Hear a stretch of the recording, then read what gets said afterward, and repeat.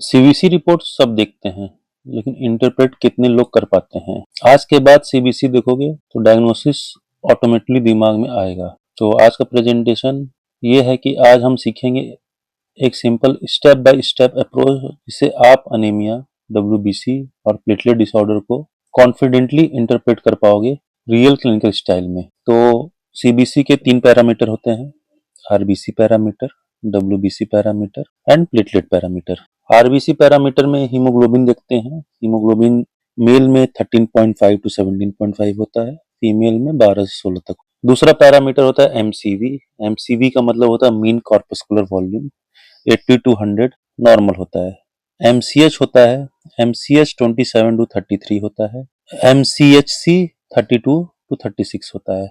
ये हीमोग्लोबिन पर सेल कितना होता है ये डिफाइन करता है। और लास्ट में हीमेटोक्रिट होता है। हीमेटोक्रिट 35 टू 45 नॉर्मल मानते हैं, मोर देन 55 है तो डिहाइड्रेशन है।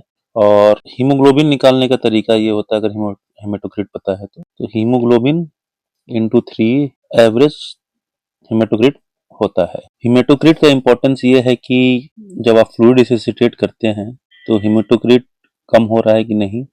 दूसरा चीज, डेंगू के पेशेंट में जनरली हम हीमेटोक्रिट देखते हैं, अगर मोर देन 55 है तो पेशेंट सीवियरली डिहाइड्रेटेड है, और हीमेटोक्रिट नॉर्मल है तो फ्लूइड को हमें रिस्ट्रिक्ट करना है। हीमोग्लोबिन के अकॉर्डिंग अनीमिया 3 टाइप का हो सकता है, mild, moderate and severe. Male में 11 से 13 माइल्ड होता है, 8 से 11 मॉडरेट होता है, less than 8 is severe anaemia. Female में माइल्ड 11 से 12 होता है, मॉडरेट 8 टू 11 होता है और severe less than 8। WBC parameter में टीएलसी के साथ साथ हमें न्यूट्रोफिल देखना होता है, लिम्फोसाइट देखना होता है, मोनोसाइट देखना होता है और इओसिनोफिल देखना होता है।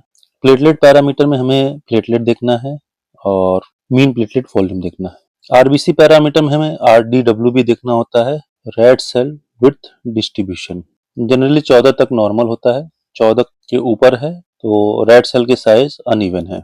सो सीबीसी पैरामीटर में 3 वैल्यू हमें ध्यान रखनी है, हीमोग्लोबिन, एमसीवी, आरडीडब्ल्यू। हीमोग्लोबिन पता है आप लोग को, एमसीवी मतलब एवरेज सेल का वॉल्यूम कितना है, आरडीडब्ल्यू का मतलब साइज का वेरिएशन कितना हो रहा है आरबीसी के। तो अनीमिया को हम 3 तरह से डिवाइड करते हैं, microcytic anaemia, normocytic anaemia and macrocytic anaemia.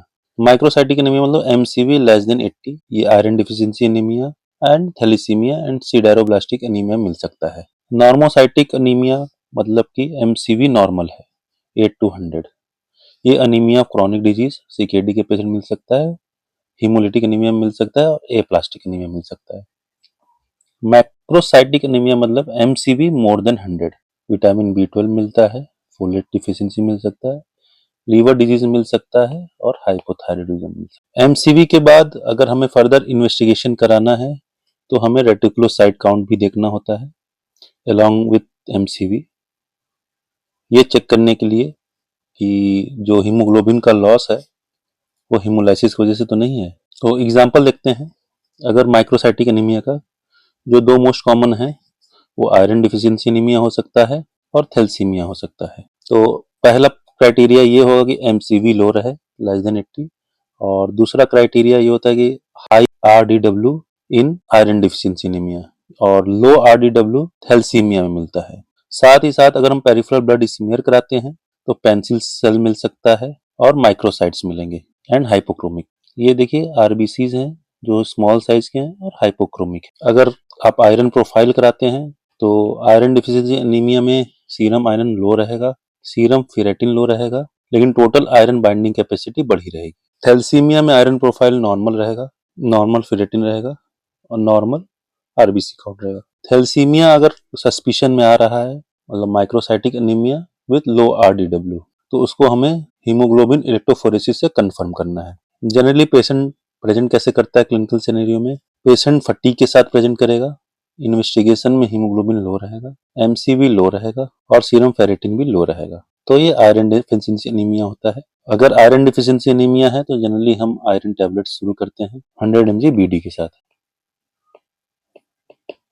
अगर हीमोग्लोबिन लेस देन 7 है तो ब्लड ट्रांसफ्यूजन करना है और आईवी आयरन लगाना है। सेकेंड सिनेरियो देखते हैं, अगर नॉर्मोसाइटिक एनीमिया है मतलब कि MCV 80 to 100 है। ये आप किस में मिल सकता है? अनीमिया ऑफ क्रॉनिक डिजीज मिल सकता है, and second is haemolytic anaemia मिल सकता है। अनीमिया ऑफ क्रॉनिक डिजीज का एग्जाम्पल क्या है? CKD मोस्ट कॉमन, मैलिग्नेंसी मिल सकता है, और रूमेटॉइड अर्थराइटिस मिल सकता है। हिमोलाइटिक एनीमिया का मोस्ट कॉमन जो होता है ऑटोइम्यून मिल सकता है, सिकल सेल अनीमिया मिल सकता है, और G6PD डिफिशियंसी मिल सकता है। अगर नॉर्मोसाइटिक अनीमिया आ रहा है तो सेकेंड स्टेप हमारा ये रहेगा कि हमें रेटिकुलोसाइट काउंट कराना है।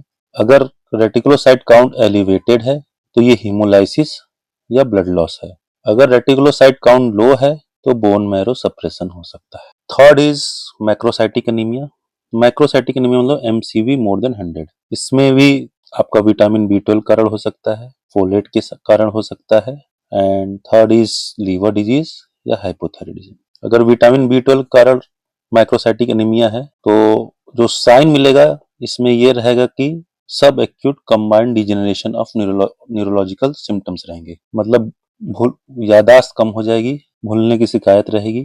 इन्वेस्टिगेट कराएंगे तो सीरम B12 लेस देन 200 रहेगा, and third sign will be veganism रहेगा, मतलब पेशेंट या तो वेगन रहेगा या स्ट्रिक्ट वेज डाइट में रहेगा। पेरिफेरल ब्लड स्मीयर कराएंगे फर्दर इन्वेस्टिगेट करने के लिए तो हाइपर सेगमेंटेड न्यूट्रोफिल मिलेगी, मतलब मल्टीपल न्यूट्रोफिल के जो न्यूक्लियस रहेंगे वो हाइपर सेगमेंटेड रहेंगे, और मैक्रोसाइट्स मिलेगा। दूसरा जो आपको मिलेगा वो होगा ओवल से मैक्रोसाइट्स। फोलेट डिफिशियंसी है तो इसमें जो पिक्चर रहेगी no neurological feature, poor diet रहेगा, अल्कोहलिक हो सकता है, प्रेगनेंसी हो सकती है, या मिथोट्रिक्स से ट्रीटमेंट पे हो। अगर मेगालोब्लास्टिक चेंजेस मिल रहे हैं आरबीसी में, मतलब कि न्यूक्लियस इनलार्ज हो गया है, तो ये B12 और फोलेट के डिफिशियंसी कारण होगा। Macrocytic with non megaloblastic anaemia रहेगा तो आपको सस्पेक्ट करना है liver disease and hypothyroidism.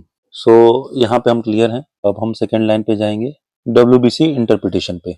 WBC interpretation में ये देखते हैं कि WBC काउंट कितना है। 4000 से 11000 नॉर्मल होता है, 4000 to 11000 इज नॉर्मल। न्यूट्रोफिलिया है, मतलब कि 75% से ज्यादा न्यूट्रोफिल हैं। मोस्ट कॉमन जो कॉजेज होते हैं, बैक्टीरियल इन्फेक्शन हो सकता है, स्ट्रेस रिस्पॉन्स मतलब कि पोस्ट सर्जरी पेशेंट मिल सकता है, माइलोप्रोलिफरेटिव डिजीज मिल सकता है।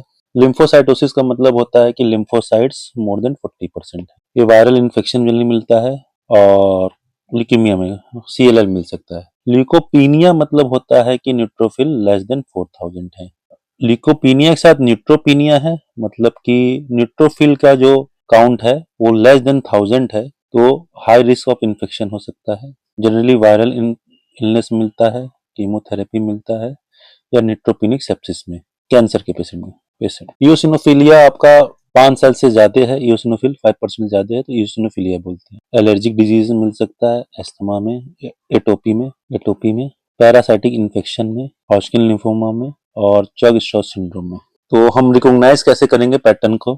अगर सेप्सिस का पेशेंट है तो WBC काउंट बढ़ा रहेगा, बहुत बार 40,000 50,000 तक भी दिखता है हमें WBC, लेकिन मोस्टली न्यूट्रोफिलिया रहेगा मोर देन 80% या 85%। साथ में पेरिफेरल ब्लड स्मीयर में लेफ्ट टू शिफ्ट रहेगा, और सबसे इंपॉर्टेंट टॉक्सिक ग्रेनुलेशन दिखेंगे। इसमें सेप्सिस की तरह ट्रीट करना है, एंटीबायोटिक स्टार्ट करना है, कल्चर करना है। एक्यूट ल्यूकीमिया में अगर रहता है पेशेंट तो WBC काउंट या तो बहुत हाई रहेगा या तो बहुत लो होगा। वेरी हाई में आपका मोर देन 1 लाख भी हो सकता है, और जो पेरिफेरल ब्लड स्मीयर रहेगा, पेरिफेरल फिल्म में ब्लास्ट सेल मिलेंगे। This is diagnostic. अगर ब्लास्ट सेल मिलता है तो हमें अर्जेंट रिफर करना है हेमेटोलॉजिस्ट के पास। Viral infection, Epstein Barr virus generally common होता है लिम्फोसाइटोसिस में, ये टिपिकल लिम्फोसाइट मिलेगा। LFT में ALT इंक्रीज रहेगा, मोनोस्पॉट टेस्ट पॉजिटिव रहेगा, और जनरली इस तरह से प्रेजेंट करता है। एक्यूट ल्यूकीमिया में आपका एज फैक्टर भी इंपॉर्टेंट है। अगर मोर देन 60 ईयर है और WBC काउंट 80,000 90,000 1 लाख 1.5 लाख है, या चिल्ड्रन में लेस देन 10 ईयर्स, सस्पिशन हमें करना है कि एक्यूट ल्यूकीमिया ALL या CLL हो सकता है। प्लेटलेट में अगर बेसिक्स देखेंगे तो थ्रोम्बोसाइटोपिनिया अगर 1.5 लाख से नीचे है, थ्रोम्बोसाइटोसिस अगर मोर देन 4 लाख है। अगर थ्रोम्बोसाइटोपिनिया है तो ब्लीडिंग, पेटिचीज, ब्रूजेस होने के चांसेस हो सकते हैं। कॉजेज जनरली जो होता है ITP होता है, DIC होता है, हाइपर स्प्लेनिज्म हो सकता है, और थ्रोम्बोसाइटोसिस जो होता है वो जनरली रिएक्टिव बढ़ता है आफ्टर थ्रोम्बोसाइटोपिनिया या पॉलीसाइथीमिया वेरा में। अगर लेस देन 1 लाख है तो हमें कोई सर्जरी या इन्वेसिव प्रोसीजर नहीं करना है। लेस देन 50,000 है तो स्पॉन्टेनियस ब्लीडिंग होने की संभावना रहती है। लेस देन 10,000 है तो हमारा थ्रेशोल्ड होता है ट्रांसफ्यूजन का। या मोर देन 10 लाख है तो पैराडॉक्सिकल ब्लीडिंग के रिस्क बढ़ जाते हैं। दूसरा फैक्टर जो हमें प्लेटलेट के साथ देखना है, प्लेटलेट काउंट के साथ, एमपीवी। अगर मीन प्लेटलेट वॉल्यूम अगर आपका ज्यादा है तो पेरिफेरल डिस्ट्रक्शन है, और अगर मीन प्लेटलेट वॉल्यूम लो है तो मतलब बोन मैरो फेलियर या सप्रेशन है। तो मोस्ट कॉमन जो प्लेटलेट रिलेटेड डिजीजेस हो सकता है वो आईटीपी होता है, इडियोपैथिक थ्रोम्बोटिक परप्यूरा। इसमें आपका आईटीपी में जनरली प्लेटलेट लो रहेगा। Haemoglobin and WBC will be normal. ये ऑटोइम्यून डिस्ट्रक्शन होता है एंटी प्लेटलेट आईजीजी कारण। एटिचेस मिल सकते हैं। जनरली ट्रीटमेंट स्टेरॉयड होता है, इम्यूनोग्लोबुलिन होता है, या टीपीओ एगोनिस्ट हो सकता है। डीआईसी आपका सीवियर सेप्सिस मिलता है, इसमें प्लेटलेट कम रहेगा। दूसरा पीटी एपीटीटी या आईएनआर इंक्रीज रहेगा। Third clue will be D dimer will increase and fibrinogen low रहेगा।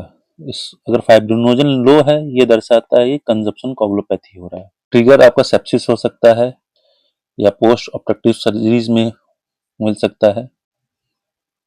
तो आज का पिक्चर में जो हमारा की टेक अवे मैसेज है, अगर एनीमिया दिख रहा है तो क्लासिफाई करने के लिए हमें एमसीवी दिखना है। डब्ल्यूबीसी काउंट के साथ साथ हमें डिफरेंशियल देखना है, न्यूट्रोफिलिया है, लिम्फोसाइटोसिस है कि इओसिनोफिलिया है। प्लेटलेट के साथ हमें कोगुलेशन प्रोफाइल देखनी है, फिल्म में पेरिफेरल ब्लड देखना है, and third will be mean platelet volume. हमें सीबीसी को एक एक वैल्यू को अलग अलग करके देखने के बजाय इंटीग्रेट करके क्लिनिकल कॉन्टेक्स्ट के साथ अपना कॉन्फिडेंटली इंटरप्रिटेशन करना है। So thank you. अगर आपको भी ऐसे ही आईसीयू बेस्ड सिंपल एक्सप्लेनेशन चाहिए तो चैनल को सब्सक्राइब करिए।